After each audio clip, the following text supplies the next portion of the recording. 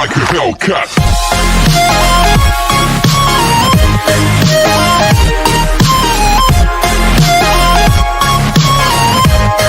Part 5 की starting में हम देखते हैं कि गोयरा जब जैसे दायवुन से बोलता है कि आज से तुम मेरी गर्लफ्रेंड हो, तो ये सुन दायवुन और हायसुंग दोनों ही काफी बुरी तरह हैरान रह जाते हैं। एंड देन गोयरा दायवुन को जबरदस्ती अपने साथ वहां से ले जाता है।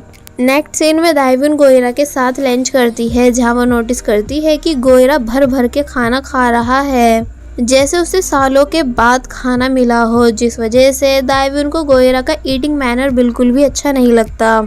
जिसके बाद फिर ये दोनों कैफेटेरिया से बाहर आते हैं, जहाँ गोयरा दायवुन के मोबाइल में अपना नंबर सेव कर देता है और बताता है कि मैं दिन भर वॉलीबॉल की वजह से फ्री नहीं रहता, इसलिए मैं तुम्हें सिर्फ रात में ही कॉल किया करूँगा, और फिर बाय बोलकर वहाँ से चला जाता है। तब क्योंकि दायवुन गोयरा के साथ खुश नहीं थी और समझ नहीं पा रही थी कि अब वो आगे करे तो करे क्या, इसलिए उसकी अपनी क्लास में आकर तबीयत खराब होने लगती है। हायसुंग की फैंस दायवुन को परेशान करने की कोशिश करती भी हैं, पर वो उन्हें कुछ भी नहीं बोल पाती। फिर जब जैसी दायवुन की ऐसी हालत देख हायसुंग उसके पास भागता हुआ आता है, तो हायसुंग को देख दायवुन वहीं बेहोश हो जाती है, जिसे हायसुंग उठाकर अपने साथ लेकर जाता है और अपनी फैन से दायवुन का सामान उठाने को बोलता है। नेक्स्ट सीन में दायवुन हॉस्पिटल में अपनी आंखें खोलती है और डॉक्टर से पूछती है कि मुझे यहाँ कौन लाया एंड किसने मेरे कपड़े चेंज किए। तो इस पर जब जैसे ही डॉक्टर ने बताया कि तुम्हारे बॉयफ्रेंड हायसुंग ने, तो ये सुन दायवुन काफी बुरी तरह हैरान रह जाती है। डॉक्टर पूछती है कि तुम शर्मा क्यों रही हो, वो तुम्हारा बॉयफ्रेंड ही तो है। कि तभी हायसुंग भी वहाँ आ जाता है। डॉक्टर कहती है कि तुम्हें पता है जब हायसुंग तुमको यहाँ लेकर आया था तो यहाँ लड़कियों की कितनी ज्यादा भीड़ लग गई थी, क्योंकि उन सभी लड़कियों को हायसुंग का ऑटोग्राफ चाहिए था। इसलिए दायवुन तुम सच में बहुत लकी हो। जिनकी ये सब बातें सुनकर दायवुन कुछ नहीं बोल पाती और हायसुंग बस दायवुन को ही देखा जा रहा था। नेक्स्ट सीन में हायसुंग दायवुन को उसके घर छोड़ने जा रहा होता है, जहाँ जब जैसी दायवुन को याद आता है कि उसका मोबाइल उसके पास नहीं, तो ये देख दायवुन परेशान होने लगती है। मगर फिर हायसुंग उससे शांत रहने के लिए बोलता है और बताता है कि तुम्हारा मोबाइल और बैग हमारी क्लासमेट्स के पास है। घर पहुंचने के बाद दायवुन हायसुंग को थैंक्स कहने लगती है उसकी इतनी ज़्यादा मदद के लिए, जिस पर वो दायवुन के सर पे हाथ रख बोलता है कि मेरे लिए तुम बहुत स्पेशल हो, इसलिए मैं जब भी तुम्हारी मदद करता हूँ तो तुम मुझे थैंक्स मत कहा करो। जिसकी ये बात सुन दायवुन कुछ नहीं बोल पाती, बस हायसुंग को ही देखती रहती है। वो घर के अंदर आने के बाद अपनी सिस्टर को कॉल करती है, जिसे उसकी मॉम ने दूसरे रूम में लॉक किया हुआ था ताकि वो अकेले में मन लगा के पढ़ाई कर सके। और फिर जब जैसी दायवुन ने अपनी सिस्टर को बताया कि अब वो किसी को डेट कर रही है, तो ये सुन लिली हैरान रह जाती है और पूछने लगती है कि किसे, हायसुंग को। मगर दायवुन बताती है कि नहीं, सीनियर गोयरा को। तो ये सुन लिली को ज़्यादा कुछ खास खुशी नहीं होती। दायवुन बोलती है कि वो हायसुंग को कैसे पसंद कर सकती है क्योंकि वो उसके स्टैंडर्ड तक की नहीं। जिस पर लिली अपनी बहन को समझाती है कि प्यार में कुछ भी छोटा या बड़ा नहीं होता। अगर तुम हायसुंग को पसंद करती हो तो उसे सारी बात बता दो इससे पहले कि देर हो जाए। और वहीं दूसरी तरफ गोयरा फ्री होकर अपना आराम से दायवुन को कॉल करता है, मगर उसकी कॉल हायसुंग की फैन गर्ल ने पिक की, जो कि उससे पूछती है कि कौन। तो इस पर गोयरा बताता है कि मैं दायवुन का बॉयफ्रेंड, पर तुम कौन। तो इस पर वो लड़की गोयरा को सब बता देती है कि आज तुम्हारी गर्लफ्रेंड दायवुन और हायसुंग ने कॉलेज में बहुत सारा ड्रामा किया। जिसके बाद नेक्स्ट डे गोयरा हायसुंग को रोक कर उसे थैंक्स बोलने लगता है कल उसकी गर्लफ्रेंड की हेल्प करने के लिए, और बोलता है कि पर अगर नेक्स्ट टाइम ऐसा कुछ हो तो तुम पहले मुझे कॉल करना।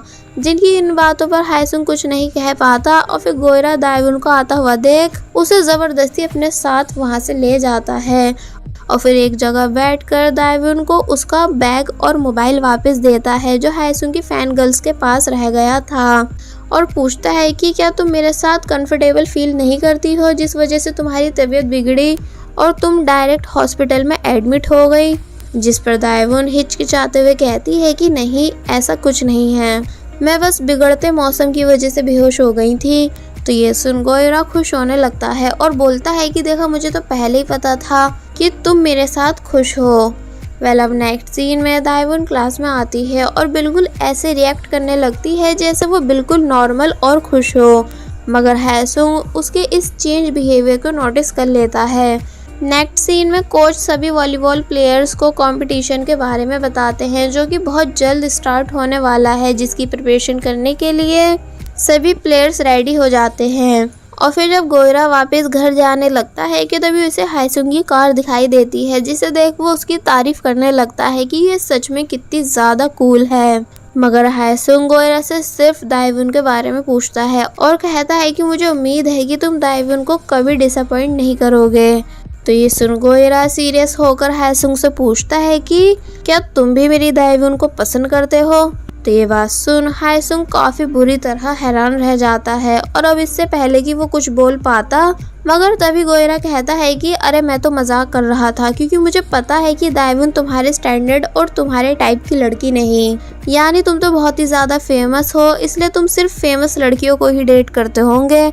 मगर मेरे लिए दाएवुन बहुत ही ज़्यादा स्पेशल है, क्योंकि तुमने देखा ना कि अब वो पहले से कितनी ज़्यादा ब्यूटीफुल बन चुकी है, बिल्कुल एक डॉल की तरह, और ऊपर से उसका पहला प्यार भी सिर्फ मैं ही हूँ, इसलिए अब कुछ भी हो जाए मैं दाएवुन को कभी नहीं छोड़ूंगा। तो ये सुन हायसुंग और भी ज़्यादा उदास और परेशान होने लगता है। और वहीं दूसरी तरफ दाएवुन जो कि अपनी चीयर लीडिंग टीम के साथ थी, वो हायसुंग और गोयरा में कंफ्यूज होने की वजह से डांस प्रैक्टिस नहीं कर पाती है, जिस वजह से उसको अपनी सीनियर से डांट भी सुननी पड़ती है। फिर जब आफ्टर कॉलेज उसको गोयरा उसके घर ड्रॉप करने जा रहा होता है, तो वो दाएवुन से एक बॉक्स उठाने के लिए बोलता है, जिसके अंदर 2 रिंग्स ही, एक वो दाएवुन से पहनने को बोलता है और दूसरी वाली अपने हाथ में पहनाने के लिए बोलता है, जो कि जब जैसी दाएवुन उसे पहना देती है तो फिर ये देख वो बहुत ही ज्यादा खुश होने लगता है और बताता है कि ये कपल रिंग्स हैं, इसका मतलब ये कि अब तुम ऑफिशियली मेरी गर्लफ्रेंड बन चुकी हो। और फिर बहुत ही ज्यादा खुश होने लगता है,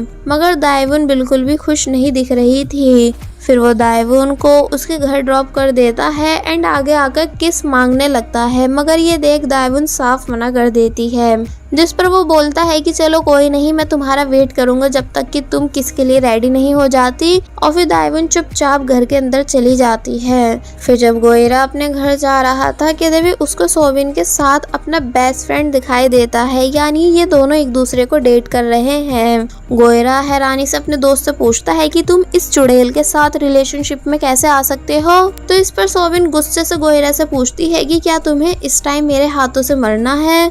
और फिर ये तीनों साथ में ड्रिंक करने के लिए आते हैं, जहाँ गोयरा इन दोनों को अपनी कपल रिंग दिखाता है, ये बताते हुए कि देखो मुझे ये दाएवुन ने पहनाई, मैं कितना लकी हूँ ना। जिस पर सोबिन पूछती है कि कौन दाएवुन, अच्छा वो जो हायसुंग की गर्लफ्रेंड है। जिसकी ये बात सुन गोयरा को गुस्सा आने लगता है और वो कहता है कि वो सिर्फ मेरी है।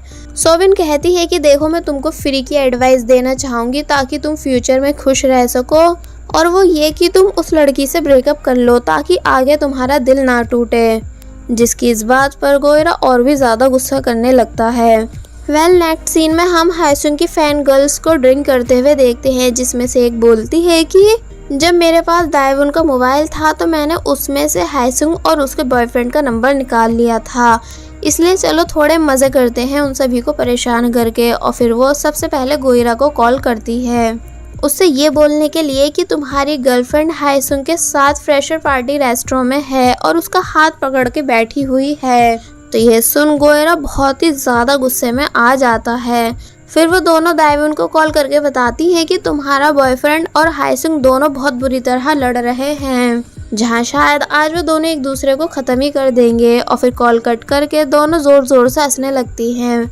और वहीं दूसरी तरफ हायसुंग जो कि अपने मॉम डैड के साथ डिनर कर रहा था, क्योंकि आज उसका बर्थडे है, कि देवी हायसुंग के डैड हायसुंग को फिर से वॉलीबॉल में वापस आने के लिए फोर्स करने लगते हैं और स्टडी छोड़ने के लिए कहते हैं, मगर हायसुंग मानता नहीं और गुस्से में बाहर आ जाता है। कि तभी उसके पास भी उन दोनों गर्ल्स की कॉल आती है। दोनों लड़कियां ये सब करके बहुत ही ज़्यादा खुश हो रही थी कि देखा अब मज़ा आएगा जब ये तीनों आपस में लड़ेंगे और एक दूसरे को गलत समझने लगेंगे। कि तभी वहाँ टीचर भी आ जाती हैं, जो कि कहती है कि पहले मुझे बस तुम दोनों के ऊपर शक था, पर जब मैंने कॉलेज की सभी डिटेल्स में तुम दोनों का नाम चेक किया तो वो मुझे कहीं भी नहीं मिला। इसका मतलब ये कि तुम दोनों हमारे कॉलेज की स्टूडेंट नहीं। पर मुझे ये बात समझ नहीं आ रही है कि बिना स्टूडेंट आईडी के तुम दोनों कॉलेज में एंटर कैसे हो जाती हो। तो ये सुन वो दोनों वहाँ से भागने लगती हैं, जिनके पीछे टीचर भी भागती हैं।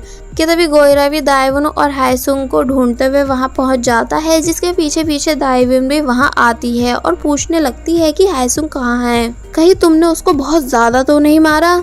तो ये सुन गोयरा का काफी बुरी तरह दिल टूट जाता है और वो कहता है कि तुम्हें सिर्फ हायसुंग की फिक्र है, मेरी नहीं, यानी तुम्हारे लिए सिर्फ हायसुंग इम्पोर्टेंट है और मैं नहीं।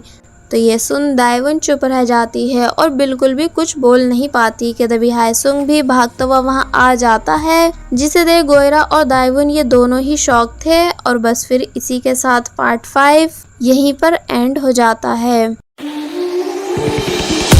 There was a time when you had me falling to the ground. For next part, please subscribe my channel and hit the bell icon. Thank you.